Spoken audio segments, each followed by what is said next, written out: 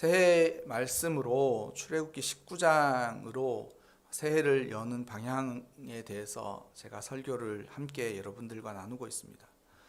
지금은 우리가 예전처럼 종이나 노예의 신분은 없어졌지만 실제적으로 영혼의 자유를 소유했는가, 또한 우리가 살아가는 삶 속에서 시간이나 공간이나 그런 우리의 제약들 가운데서 참 자유를 얻었는가라고 질문을 한다면 그 질문에 답하기가 어렵습니다. 우리가 대표적으로 우리가 돈으로 대표되는 물질이나 또한 삶에 끊임없이 필요한 많은 재화들이 필요한 것에 의해서 그와 연관돼서 우리 삶이 여전히 자유를 누리기가 어렵고, 또한 반대로는 우리 삶에 조금만 어떤 한계만 있어도 삶이 자유롭지 못하다는 것을 너무 느끼지 않습니까? 어려움을 겪고 여러 가지의 한계에서 자유로울 수 없구나라는 것을 너무나도 느낀다는 것이죠. 이런 것들을 경험하면서 우리가 신분제적으로는 노예와 종이 없어졌지만 여전히 우리는 어디에 막 매여 있는, 참 자유가 없는 그런 상황을 살아가면서, 그런 모순 속에서 우리가 이스라엘 백성들의 삶을 한번 같이 생각하게 됩니다. 그러니까 유비가 있다는 거죠. 비슷한 점이 있다라는 것입니다.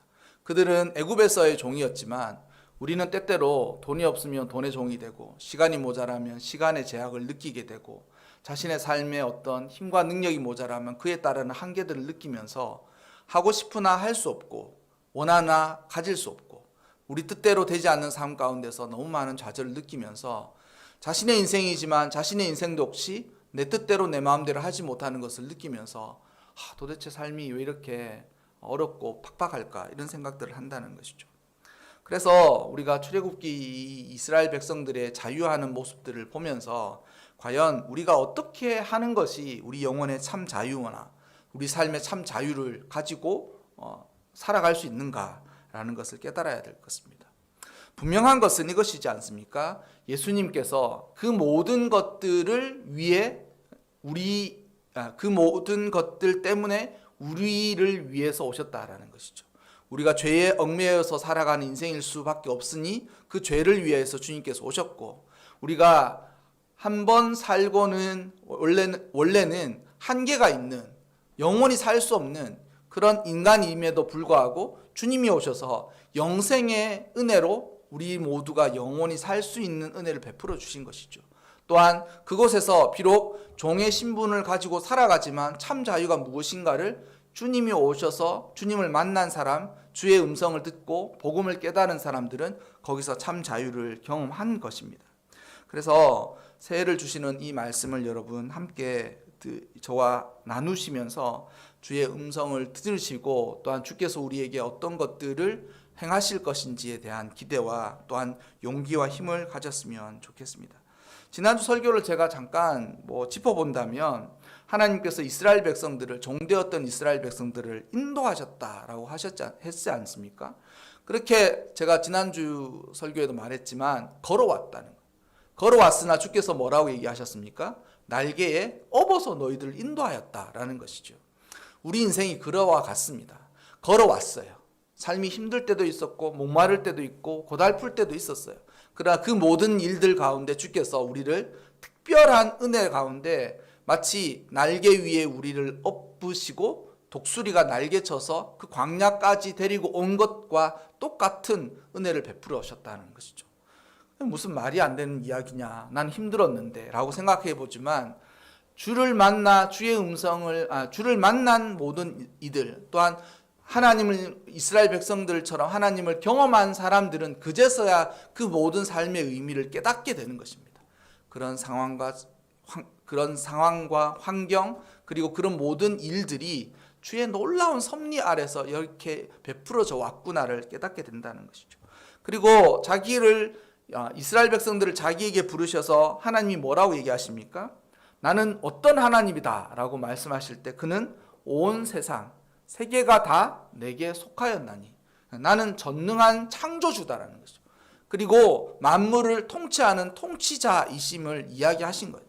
그러니까 나는 어떤 한 민족의 하나님이 아니고 어떤 한 지역의 하나님이 아니라 나는 말 그대로 그 하나님이 되어서 전지전능하시고 만물을 통치하는 분이시라는 것이죠. 그리고 그 만물을 통치하시는 바로 그 유일하신 하나님이 이스라엘 백성, 주를 믿는 자들에게 찾아오신 것입니다. 찾아오신 것. 그리고 마지막에 뭐라고 이스라엘 백성들에게 이야기하십니까? 너희는 장차 모든 민족들 가운데 내 소유가 될 것이다. 모든 민족들이 소유가 된 것이 아니라 모든 민족들 중에서 나의 것으로 구별될 것이다라는 거죠. 그리고 제사장의 나라가 되고 너희는 거룩한 백성들이 되기를 하나님이 기대하신다라는 말씀을 드렸습니다.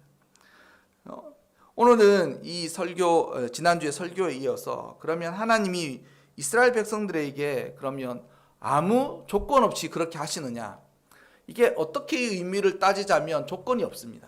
사실은 왜냐하면 하나님이 이스라엘 백성들을 아브라함과 이삭과 야곱의 후손으로 그렇게 선택하신 것에는 그들이 이렇게 하면 놀라운 은혜를 따라서 잘할 것이다라는 기대에 부합해서 그들을 선택하신 것이 아니라 그냥 아무 이유 없이 선택했어요. 이유 없이 선택해. 어떤 조건에 부합해서 된 것이 아니에요. 너는 키가 180은 될 것 같으니까 내가 선택하고 너는 머리가 좀 나쁠 것 같으니까 나는 너를 배제하겠다. 그것이 아니에요. 하나님의 이런 조건에는 사실은 무조건적인 것입니다. 우리가 모두 구원을 받을 때 무조건적인 선택을 입었던 것처럼 이스라엘 백성들의 선택에 있어도 조건이 없어요. 그러면 모든 것에 자유롭냐? 그렇지 않습니다. 조건이 없다고 모든 제약이 없어지느냐? 그렇지 않죠. 이스라엘 백성들에게 하나님께서 요구하신 것이 있는데 바로 그것이 오늘 설교의 핵심입니다. 오늘 여러분들과 함께 나누자고 하는 것이죠. 하나님이 종이었던 이스라엘 백성들에게 하시고자 하신 첫 번째 일이 무엇인가? 첫 번째 일이 하나님의 말씀을 듣도록 하신 거예요. 하나님의 말씀을 듣도록 하신 거예요. 그러니까 이 이야기를 하면 사실은 이해가 되지 않는 거죠. 하나님 무언가 뭘 많이 하고 뭘 해내고 뭘 보여주고 또 하나님도 보여주고 이스라엘 백성들도 거기에 부합하는 어떤 놀라운 일들이 팍팍팍 생겼으면 좋겠는데 하나님이 이스라엘 백성들에게 거는 기대라고 할까요? 어떤 조건, 요건이 무엇이냐? 듣는 거예요. 하나님의 음성을 듣는 거예요. 그리고 하나님의 음성이 이스라엘 백성들에게 들려지도록 하신 거예요. 하나님 이스라엘 백성들이 이끄실 때에 그 많은 과정과 많은 세월과 많은 여러 가지 일들을 통하여서 지금 이스라엘 백성들이 시내산 앞에 주의 말씀을 듣는 그곳까지 왔는데 그렇게 하신 이유가 무엇이냐? 그 모든 과정을 통하여서 결국 듣게 하시는 거예요. 듣게 하시는 거예요.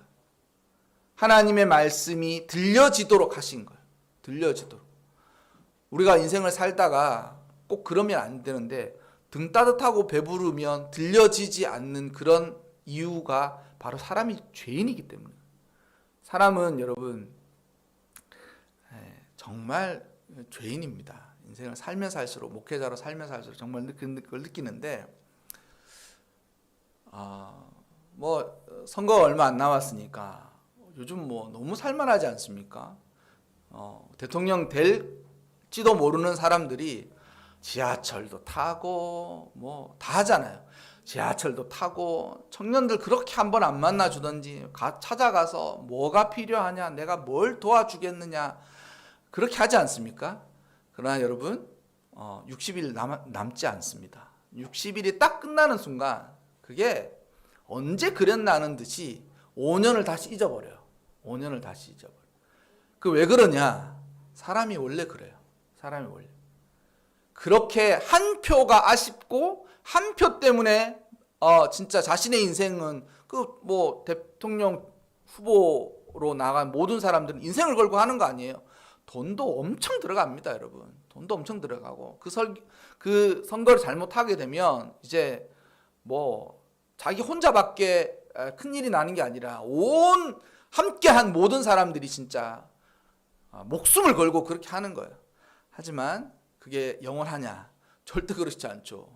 되고 나면 이제 잊어버리는 것이 인생이니. 그러니까 다시 또 그 사람들이 마음이 겸손해지려면 5년이라는 세월이 걸린다는 거죠. 그래도 다행이지 않습니까? 5년에 한 번 사람들을 그렇게 할 수 있는 힘이 우리 모두에게, 아무것도 아닌 우리에게 있다라는 것 자체가 다행이지 않습니까? 지금에도 여러 나라들은 그런 것도 아예 없는 나라도 수두룩해요. 보십시오. 저기 동남아시아의 미얀마는 그 총이라는 그 아무것도 아닌 힘만 조금 가져도 나라가 전복되는 거예요. 지금 뭐 다른 나라도 소련 주위에 있는 카자흐스탄도 지금 그런 일을 겪고, 또 뭐 강대국이라고 이야기하는 그런 나라도 뭐 선거가 없잖아요. 선거를 해봐야 뭐 한 사람이 계속 하고 죽을 때까지 한다고 하니. 그러니까 우리나라는 그래도 감사한 거죠. 합법적으로 5년에 한 번 그 막강한 권력을 가진 사람을 납작하게 만들 수 있는 거예요. 얼마나 잘 듣든지요. 내가 통쾌하더라고. 통쾌해. 와, 뭐 저를 싫어하십니까? 아유, 싫어해도 얘기 한번 나누시죠. 뭐 이러면서 뭐가 문제입니까? 이런 지옥철을 타고 다니시는 거예요. 막 이런 이야기를 한다는. 여러분, 죄인들이 하나님의 음성을 듣기가 쉽지 않습니다. 그래서 하나님께서 들려지도록 섭리하시는 거예요. 그의 인생 가운데 하나님께서 역사하셔서 하나님의 말씀이 들려지지 않으면 안 되도록 섭리하시는 거예요. 그리고 그 인생에 하나님의 묘한 이 삶을 통해서 결국은 하나님이 원하시는 방향과 뜻대로 와서 거기에서 주께서 말씀하시면 주의 말씀을 온전히 듣도록 만드시는 거예요. 만드시는 거예요. 죄인이 하나님을 탁 만나면 어떻겠습니까? 그 죄인의 그 죄가 다 벗어지지 않으면 그게 뭐냐면, 하나님을 딱 만나면 뭐냐면 할 말이 많아. 죄인이 하나님을 만나면 하나님에게 대해서 할 말이 많아. 하나님, 제 인생은 어떻게 됩니까? 하나님, 제 인생에 이런 의문들은 왜 하나님께서 그렇게 하셨습니까? 지금 저의 처지와 상황에 대해서 이것이 공평한지 합당한지에 대해서 묻고 싶습니다.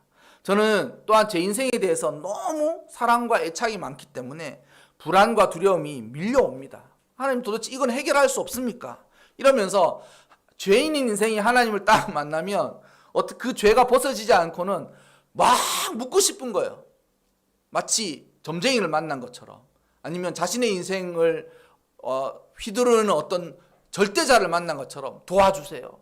막 할 말이 많은 거예요. 그런 사람 절대 하나님 만날 수 없습니다.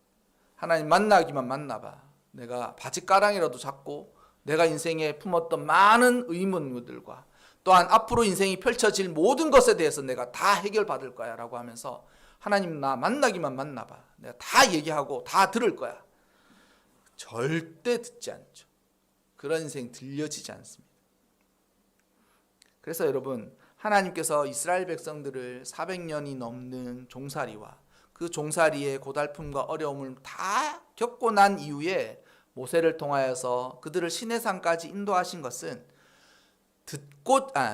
말씀하시고자 함이었고, 또한 이스라엘 백성들은 그것이 들려지도록 하나님께서 계획하신 것이었습니다.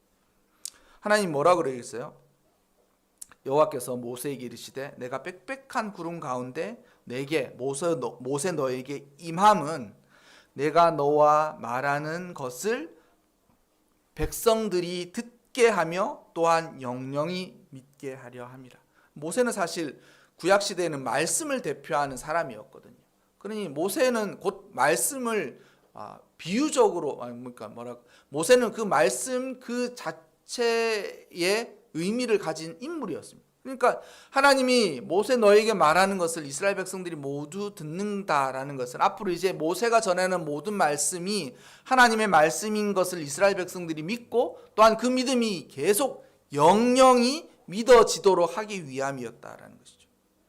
그러니까 우리 인생에 있어서 가장 큰 힘과 능력이 무엇이냐면 듣는 거예요. 들려지는 거예요. 그리고 하나님이 말씀하시는 것. 그래서 하나님이 말씀하시는 것, 그리고 우리가 듣는 것, 우리가 들려지는 것, 이것이 우리 인생을 살아갈 때 가장 큰 복입니다. 가장 큰 복입니다. 우리가 그렇지 않습니까? 마음이 낮아져서 정말 어렵고 힘들 때 하나님 진짜 한 말씀만 해주셔도 너무 좋겠다. 너무 힘들고 어려운데 하나님 나에게 한 말씀만 하시면 그 한 말씀으로도 내가 진짜 살 수 있을 것 같은데 그런 마음이 들지 않아요? 그게 바로 심령이 가난해서 낮아진 거예요. 그리고 그 가난한 심령, 그 깨끗한 마음 가운데 주께서는 말씀하시는 거죠. 그러니까 목회하면서 하나님 저 사람 진짜 하나님 나타나 주셔서 한 말씀 해주셔야 되는 거 아니에요? 목회자 그런 마음이 드는 거예요. 진짜 하나님 저 사람 진짜 찾아가 주셔서 꿈이라도 한번 나타나셔서 너 이 짓거리 이거 해가지고 너 진짜 내 가만두지 않아? 이렇게 한 번이라도 겁 주셔야 되지 않아요? 왜 저렇게 놔주시는 겁니까? 방자하고 교만하고 그리고 교회 공동체를 어지럽히고 그렇게 힘들게 하는 겁니까? 왜 안 나타나 주시죠? 그게 하나님 법이에요.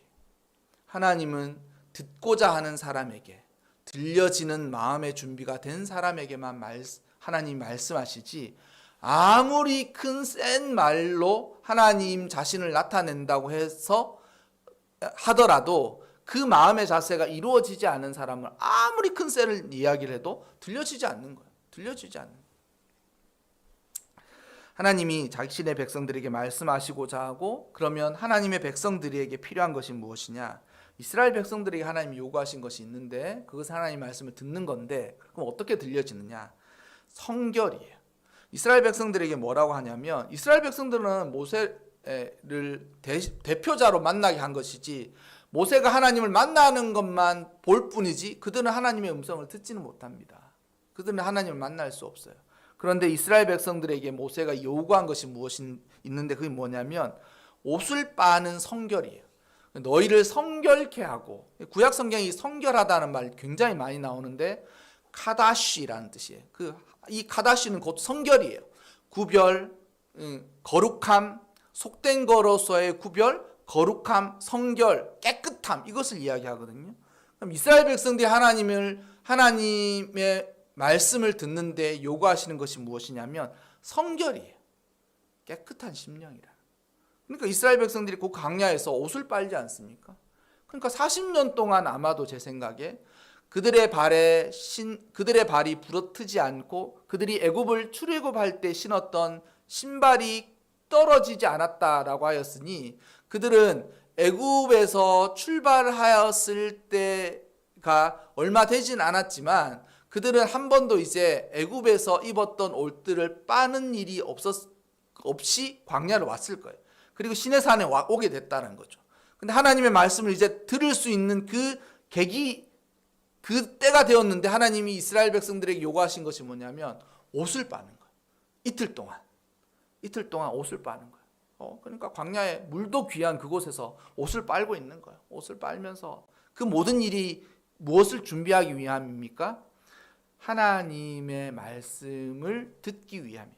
제가 보면 하나님의 말씀이 어떻게 들려지는가? 물론 강력하게 얘기하시면 하나님께서 얘기하시면 들려집니다. 안 들을 수가 없죠. 하나님께서 작정하고 이야기하실 때. 그러니까 저도 송구영신 때도 제가 말씀드렸지만 제가 개척한다고 얘기하지 않았어요. 하나님 제가 개척할 겁니다 이렇게 하지 않았어요. 그리고 또 개척 안 할 겁니다 이렇게 얘기하지도 않았지만 갑자기 하라고 하시는 거예요. 근데 그래서 제가 하나님 이렇게 뜬금포 없이 이유가 있고 맥락이 있어야 되지 않습니까? 근데 지금 그것 때문에 기도하는 게 아닌데 갑자기 하나님께서 하라고 딱 하시는 거예요. 그렇게 강력하게 이야기하면 들리긴 들려요. 근데 하나님이 요구하시는 것이 무엇이냐면 깨끗하고 성결하게 구별되기를 원하시는 거예요. 그게 중요해요. 이게 아주 핵심 중에 핵심이에요. 하나님이 말씀하시는데 왜 들려지지 않는가? 하나님의 말씀 자체도 거룩하기 때문에 하나님이 자신의 말씀이 들려지는 사람들은 어떤 사람들에게만 들려지도록 구조가 짜여져 있느냐면 하나님이 거룩하니 곧 하나님의 말씀이 들려지는 사람도 거룩한 사람, 성결된 사람만 하나님의 말씀이 들려지는 거예요. 그래서 하나님께서 요구하시는 것은 깨끗함과 더불어서 거룩하게 구별되는 거예요. 이것이 성결입니다. 성결이에요. 우리 인생을 살아가는 동안 하나님의 말씀을 듣고 하나님께서 말씀하시는 것을 우리가 알고 또한 그 하나님의 음성을 듣는 것이 곧 하나님의 인도를 받는 삶이기 때문에 하나님이 우리에게 말씀하시는 그 말씀이 우리에게 들려질 때에 우리가 거룩하게 성결된 삶을 살아가는 가운데 들려지는 거예요. 그리고 하나님의 말씀을 듣고 싶다라고 하면 구별되고 거룩한 삶을 살도록 애골복골하면서 살아가야 돼. 어떻게 하면 좀 거룩하게 살 수 있을까? 어떻게 하면 정말 깨끗한 마음을 가지고 살아갈 수 있을까? 그래서 예수님께서는 뭐라고 이야기하셨어요? 심령이 가난한 자는 복이 있다. 그 뭐냐면 마음에 하나님을 간절히 찾고자 하는 그 마음이 있는 사람만 하나님을 만나게 될 거라는 거예요. 그래서 하나님의 음성을 간절히 듣고 하나님께서 인도하신 인도를 받아서 살아가고자 하는 사람은 깨끗한 성결한 삶을 지향해야 돼. 살고 싶어 해야 돼요. 나 진짜 뭐 돈 많이 벌고 이러면 좋긴 좋겠지만 내 인생의 목적은 진짜 성결하고 구별된 삶을 열심히 살아가면 좋겠다라는 마음을 가지고 있어야 한다라는 것이죠. 아까 전에도 찬양 가운데 우리가 불렀지만 어떤 사람이 하나님 본다 그랬어요? 마음이 청결한 사람. 마음 안에 욕심이 잔뜩 들어있고 그 마음이 깨끗하지도 않고 그리고 그 사람이 성결하게 살지도 않는 사람이 하나님 본다고요? 넌센스죠. 하나님을 욕하는 거예요. 그 정도 해도 그만큼만 해도 하나님 대충 나타나 주셔야죠 라고 하나님을 욕하는 거하고 똑같은 것입니다. 그래서 여러분, 하나님을 진실로 만나는 모든 이들은 그의 마음이 거룩하고 성결하도록 하나님이 요구하시고 또한 그 요구에 합당한 이들에게 하나님께서는 말씀하시고 또한 그들이 하나님의 말씀이 들려지는 것입니다. 구약시대에 제사는 많은 5가지 정도의 제사가 있지 않습니까? 많은 제사가 있어요. 또 그 드리는 방식에 의해서 또 드리는 제물에 의해서 제사가 다 나눠져 있는데 구약에 가장 기초가 되는 제사가 있는데 그것은 번제예요. 그건 짐승을 잡아서 태워 죽이는 겁니다. 근데 그 번제의 기본적인 요건이 무엇이냐? 그 의미가 무엇이냐? 회개예요. 회개. 그러니까 번제는 모든 제사의 기본이 되거든요. 모든 제사의 기본이에요. 그러니까 번제를 드리고 뭐 다른 제물을 더하여 드리죠. 그리고 드릴 것이 없으면 번제를 드리게 됩니다. 근데 번제의 기본적인 의미가 뭐냐면 회개예요. 회개. 그래서 여러분 올 한 해 정말 하나님의 은혜를 따라 힘있고 한 해가 복되게 살아가려고 하면 성결을 요구하시는 하나님, 우리를 성결케 하시고 또한 성결한 우리의 심령 가운데 말씀하시는 하나님을 의지하시기 바랍니다. 내 마음을 깨끗하게 해야 되겠다. 성결하게 해야 되겠다. 그래서 그 깨끗한 심령으로 주께서 말씀하시는 것이 무엇이면 들어야지라고 말하면서 마음을 먹으면서 삶을 살아가시기 바랍니다. 그것이 올 한 해 여러분 가운데 힘이 될 것입니다. 또한 여러분에게 힘을 줄 거예요. 그리고 그 하나님께서 여러분의 삶을 놀랍게 인도해 주시리라 믿습니다. 구별된 하나님의 백성으로 이 성결은 하나님의 백성이 진정 모든 것에서 자유하게 해요. 돈에서도 또한 시간에서도 자신이 가지고 있는 모든 한계에서도 이 성결함으로 인하여서 자유를 느끼게 됩니다. 왜냐하면 성결한 심령 가운데 하나님의 인도하심이 있고 도우심이 있고 간섭이 있고 섭리가 있기 때문인 것입니다. 그래서 살아가는 모든 사람들, 특히 하나님의 도움을 잇는 모든 이들은 이 성결의 놀라운 능력이 있다라는 것이죠. 걸어간 빛 불꽃교회 공동체 여러분, 하나님 올해 우리 모두에게 새 힘을 주시기를 원하옵고 또한 하나님의 말씀이 우리 심중 깊은 곳에 들려져서 은혜가 가득한 그런 한 해를 살아가시기를 주님의 이름으로 축원합니다.